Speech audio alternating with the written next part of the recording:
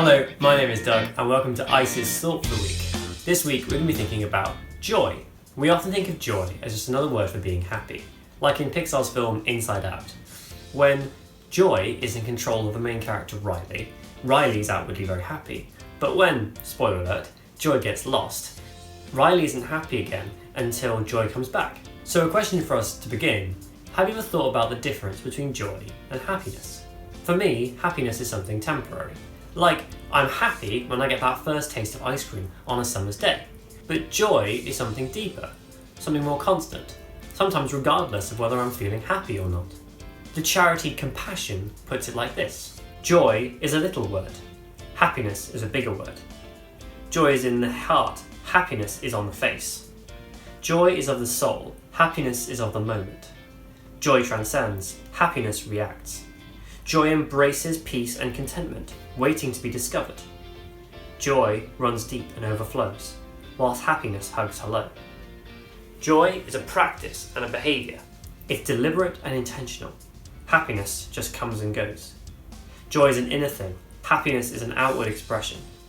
Joy endures hardship and trials and connects with meaning and purpose. A person pursues happiness, but chooses joy. Joy is also linked to hope. Having hope in something, especially if that something is good, can give us joy, even when we're not feeling happy. It's like running a marathon. Now, I've never run a marathon, but I have run some pretty long races in my time. And when you start out, you feel happy. You got the energy, you're going, it's awesome. But then as the race continues, you start to get tired. Your feet starts to hurt, your muscles start to ache. Sure, there are happy moments, perhaps when you overtake someone, but there are also sad moments when you get overtaken. The joy, however, is in knowing that the finish line is there, in the knowledge that every step you take, you get closer and closer to it. The joy is that actually at one point, you're going to have done it, and you'll have achieved something great.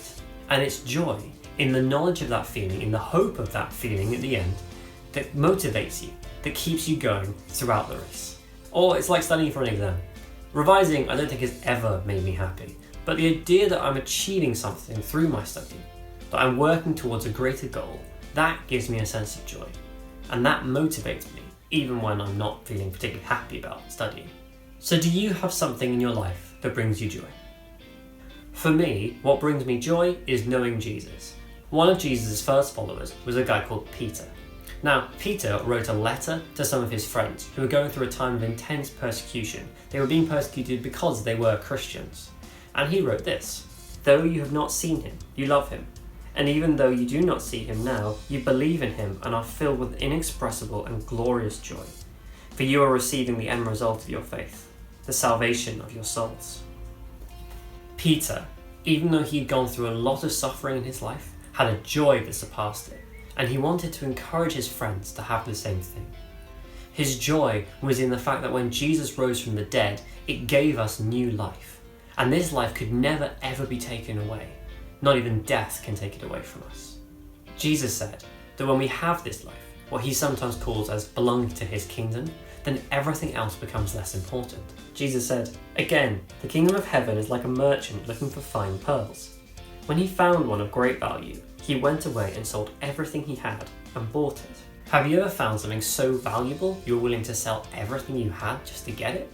When the merchant finds this pearl, he becomes so full of joy that he's willing to sell everything he has just to possess it. And Jesus says that's what having this life is like. This is how we can have joy, even when we're not feeling happy. Because when we have this life, this meaning in our lives, when we belong to Jesus' kingdom, we never have to lose it. And that can give us joy, regardless of our circumstances, whether that's intense persecution or lockdown or whatever you're facing. Having hope in Jesus and holding on to the life that he gives us, that gives us joy, even when we're not feeling happy.